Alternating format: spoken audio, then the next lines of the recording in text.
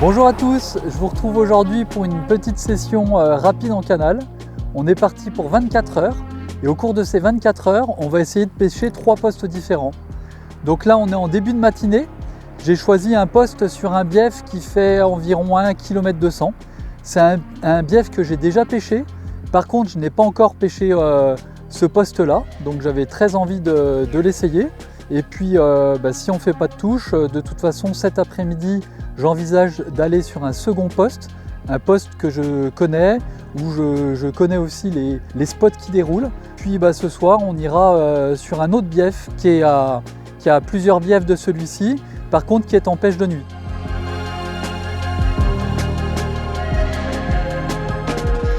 On pêche très très léger. Là, j'ai vraiment sorti que les pics, les détecteurs, les cannes. J'ai pas sorti d'abri, j'ai rien sorti d'autre puisqu'on va être là que quelques heures. Alors ce qui est pratique sur ce poste en fait, et ce qui me permet justement de pouvoir bouger de poste au cours de 24 heures, de bouger 2 ou 3 fois de poste, c'est qu'on a l'avantage de pouvoir accéder en voiture et d'avoir les voitures au cul. Comme ça, en fait, le matériel est vite sorti, vite jeté dans la voiture pour changer de poste. On a de la chance, là pour l'instant il fait encore à peu près beau. Par contre cet après-midi ils annoncent vraiment un temps très menaçant. Donc à mon avis on sera obligé de sortir un petit peu plus de matériel pour s'abriter parce qu'on risque de se prendre la pluie et un orage. L'avantage de ce bief c'est qu'il est assez court, donc les poissons sur 1 km 200 je pense que c'est assez facile de pouvoir les cerner. Et j'aime bien pêcher ce bief parce qu'on y trouve des poissons de toute taille et de toute allure. Vraiment, on peut trouver des petits poissons, des miroirs, des communes allongées, boules et des poissons de plus âgés, donc de poids plus sympa. Donc voilà, c'est la grande surprise et c'est une pêche qui m'excite beaucoup. J'aime beaucoup pêcher les gravières, les grands lacs, faire de la traque des gros poissons, mais j'aime aussi beaucoup pêcher les lieux intimistes comme ça, où la pêche est rapidement mise en place. Bon, le canal a quand même un aspect assez monotone, et j'ai choisi ce poste-là parce qu'il y a quelques frondaisons en face, justement, ça casse la monotonie. Il y a quelques éboulis de cailloux, il y a des pales planches et puis il y a une rupture des pales planches pour une berge justement un peu plus effondrée. Et donc en fait, quand le canal est monotone, justement il faut chercher tout ce qui peut apporter une différence. Et généralement c'est ici qu'on arrive à trouver les poissons. Donc comme je vous disais, ce poste, je ne l'ai pas encore pêché. Donc étant donné que j'ai un bateau amorceur avec un échosondeur, j'ai décidé de passer un coup d'écho pour voir si les berges et si le fond était comme je l'imaginais. C'est pas forcément une nécessité de le faire, j'aurais pu sonder à la canne, mais bon, j'ai un super outil donc autant m'en servir. Et puis vu que le temps m'est compté et que je ne vais pas rester ici de nombreuses heures, autant être le plus précis possible. Donc j'ai tendu 1 ou 2 cannes en bateau et les autres à la main. Le canal fait environ 10 à 15 mètres de large. Donc ce qui est assez facile en canal, c'est qu'on n'a pas besoin de chercher les poissons à se dire est-ce qu'ils sont au bord, est-ce qu'ils sont en plein milieu du plan d'eau. Sur 10-15 mètres de large, c'est soit ils passent sur la bordure où je suis, soit ils passent au milieu ou soit ils passent en face. Par expérience, j'ai quand même assez rarement des touches dans le milieu du canal, c'est-à-dire en pleine vase. Ça peut arriver quand il y a des péniches qui passent, qui remuent un petit peu le fond, les sédiments. Ça peut être très très efficace de poser un montage dans le sillon d'une péniche, mais sinon en temps normal je touche plutôt des poissons sur les bords. Alors en fait ici, vu qu'on est sur un petit bief, j'ai pas amorcé à l'avance pour 2 raisons. Déjà parce que je suis à plus d'1 heure de chez moi, je me suis dit que c'était pas la peine, et ça n'est pas la peine, tout simplement parce que sur un bief qui fait 1 km 200, les poissons, je pense qu'ils vont d'un bout à l'autre du bief et qu'ils le font plusieurs fois, donc forcément tôt ou tard on arrive à tomber sur les poissons. Je pêche beaucoup en spinner rig parce que j'aime bien pêcher avec des appâts à leurre. Et quand on est comme ça sur des pêches courtes, pour moi le but c'est pas aller nourrir le poisson, c'est vraiment pêcher pour un poisson. Donc je veux un appât qui soit le plus attractif possible et je pense que le côté visuel joue énormément. Évidemment, quand je pêche au canal comme ça, il faut être très discret. Donc j'ai backlidé pour que le fil soit coulé. Concernant l'amorçage, la quantité, quand je tends mes lignes, je mets vraiment très peu d'appât. Bon, quand je tends en bateau, je mets quand même une petite poignée dans le bateau pour avoir vraiment un spot hyper précis et j'en rétale quand même quelques-unes à la main. Et puis quand je tends comme ça mes lignes, que ce soit ici ou que ce soit de toute façon n'importe où, j'ai toujours pris l'habitude de mettre des mousses solubles sur l'hameçon, puisque ça permet, quand on pose le montage, on a toujours l'appât qui reste suspendu en hauteur et qui vient se poser légèrement sur le substrat. Alors j'ai beau pêcher en spinner rig, on a déjà l'effet de la pop-up qui fait ça, mais même, c'est une habitude que j'ai pris et moi je crois vraiment qu'en fait, des petits détails ajoutés les uns aux autres, ça permet à la réussite de la pêche.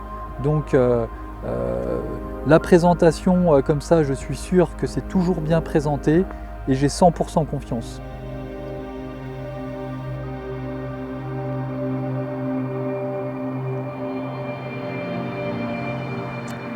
Bon, malheureusement, il n'y a pas eu de touche ce matin. Je ne sais pas si c'est moi qui ai mal pêché les spots ou si c'est les poissons qui ne sont pas passés. Pourtant, les spots me semblent bien évidents. On ne va pas perdre de temps, on va se diriger vers le port qui est un petit peu plus loin. Le ciel est hyper menaçant derrière.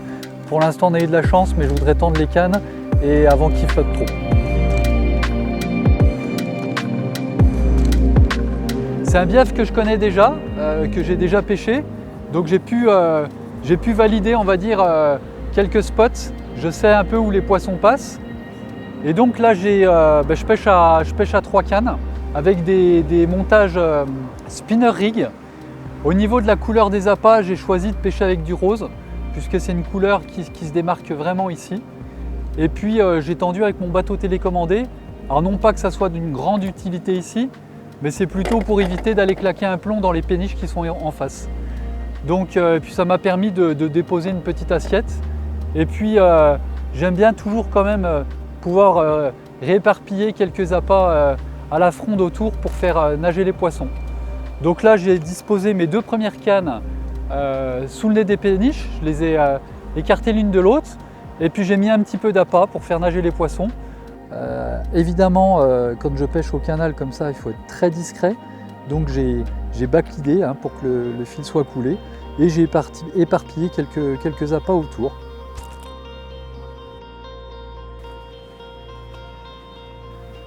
La 3e canne, je l'ai attachée tout simplement parce que je pêche frein bloqué. Je l'ai mis au cul d'une péniche et puis au cul de cette péniche, il y a une petite réserve. Il y a un tout petit passage pour accéder à cette réserve et les carpes ont tendance à circuler, à rentrer et sortir. Et donc j'ai déjà eu la mauvaise expérience d'avoir une carpe qui fait un tout droit dans la réserve et malheureusement de perdre le poisson. Allez, on est bon.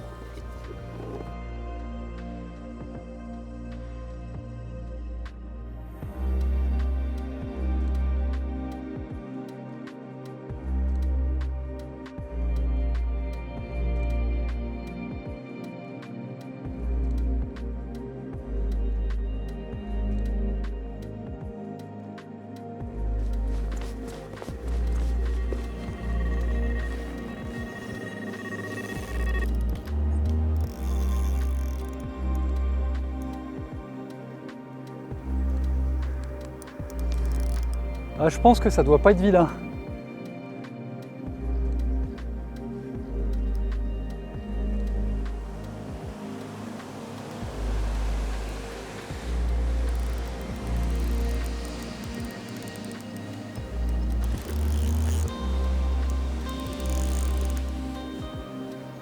Wow, yes! C'est un joli poisson. C'est cool. c'est cool. Allez, premier poisson, ça fait 1h30 que ça pêche, donc pêche plutôt efficace, ça fait super plaisir. En plus avec des belles écailles. En fait on a essuyé un petit orage et puis je suis sorti de sous mon parapluie pour aller me balader un peu et regarder sur la berge un peu plus loin si je voyais des fouilles, parce qu'ici on voit souvent les poissons se déplacer. Et puis j'ai pas fait 30 mètres que j'ai entendu que ça déroulait plein pot, et je vais m'empresser de retendre la canne. Et puis d'ici ce soir on va essayer de refaire une touche.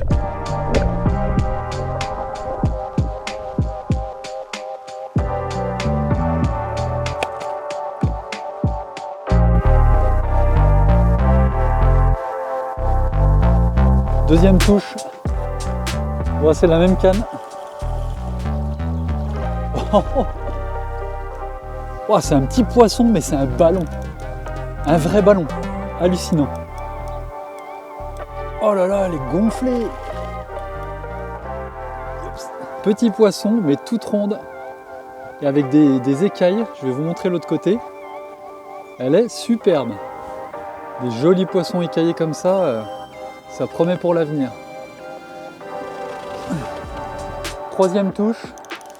Il me restait quelques minutes pour finir de plier le matériel. Du coup, j'ai jeté la canne à l'arrache, histoire de enlever la canne en dernier. Et puis le temps que je plie mon pépin, le siège, la canne est repartie.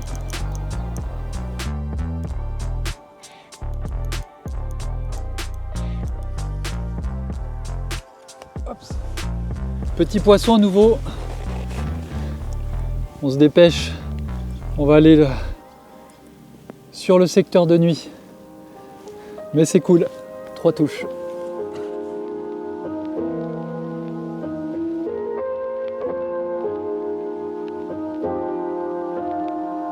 Bon, ça y est, on vient d'arriver sur le poste de nuit. On a de la chance, l'orage vient de passer. Donc je vais pouvoir installer mes cannes. J'ai toujours mes 4 spinners avec mes petits bonbons roses. Voilà, je reste fidèle à mon approche.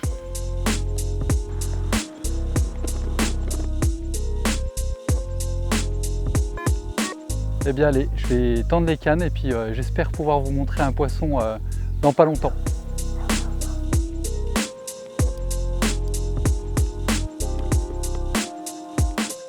La dernière canne est posée. On va attendre paisiblement que la nuit tombe. Et puis on espère un poisson assez vite. C'est l'heure de l'apéro.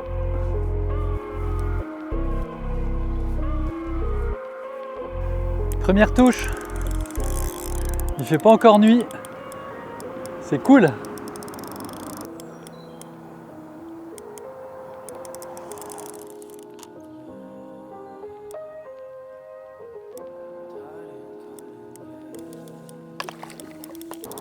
C'est pas un gros poisson, mais au niveau du combat, c'est sympa.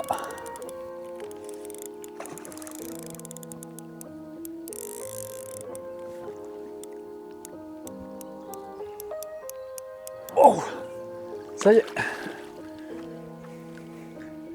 Voilà, premier poisson.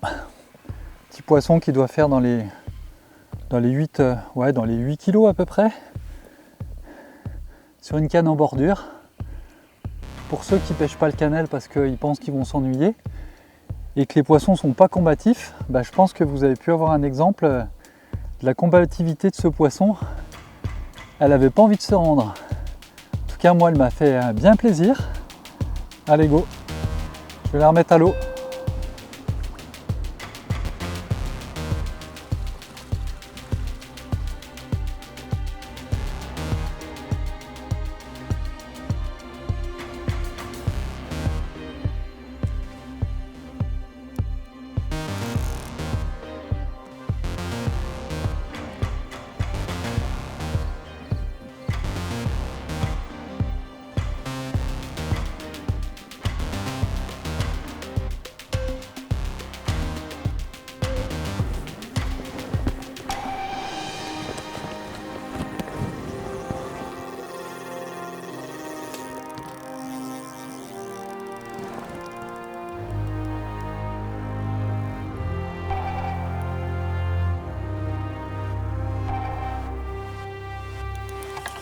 Deuxième touche.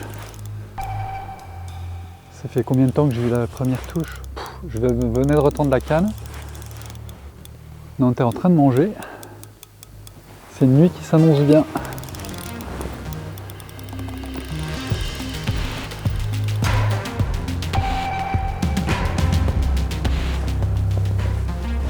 Oh, ça démarre là-bas. Tu t'occupes du poisson? Ouais, j'y vais. Prends l'épuisette. Vas-y.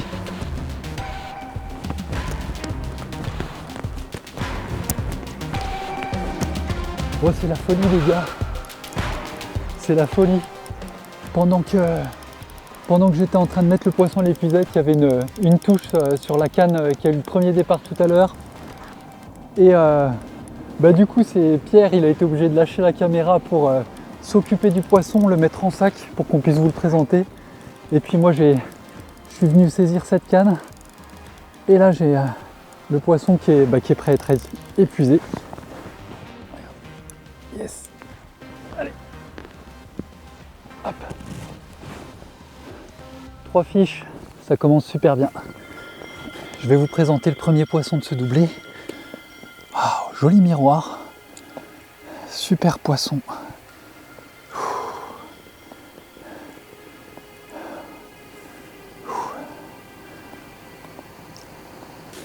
Allez, je vous présente le deuxième poisson qui a attendu bien sagement que la première soit dans l'épuisette avant de démarrer.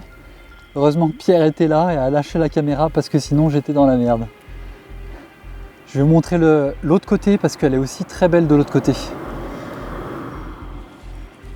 Hop. Voici l'autre côté de ce super joli poisson. La nuit fait que commencer. On va les remettre à l'eau et on va retendre les cannes. Allez.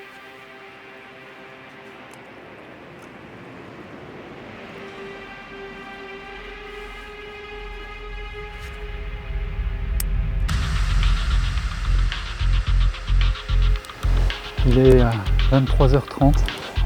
On n'a toujours pas fini de manger. 4e touche. Encore la canne d'en face. Donc j'ai 2 cannes qui sont à 2 départs chacune. Oh le poisson. Oh, c'est une pépite les gars.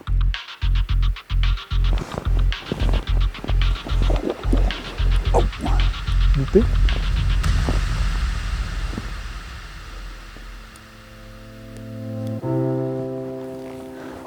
Génial. Regardez-moi ça, ce poisson comme il est magnifique. Regardez. Je vais aussi vous montrer l'autre côté.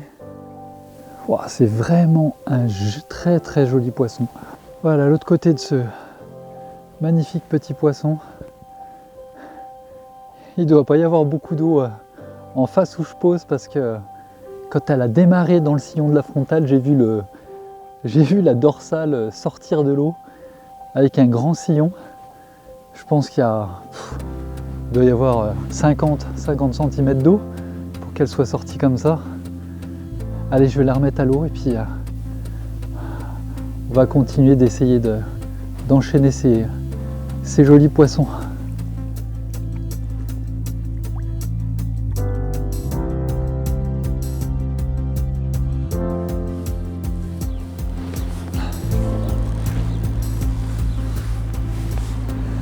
Salut les gars, et bah ça y est, le 24 heures se termine.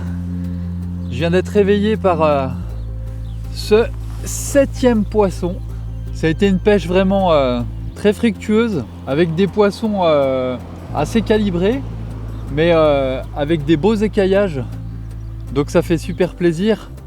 Même si j'aime traquer les gros poissons, de temps à autre, prendre des poissons comme ça, même si c'est des poissons de taille plus modeste, dans des conditions comme ça, sur un court laps de temps, c'est vraiment hyper plaisant et ça change.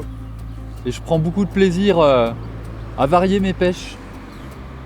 Je vais vous montrer l'autre côté de ce poisson. Moi j'espère que cette petite pêche en canal et ces petites astuces vous ont plu, que ça vous aura motivé pour pêcher le canal pour ceux qui hésitaient encore.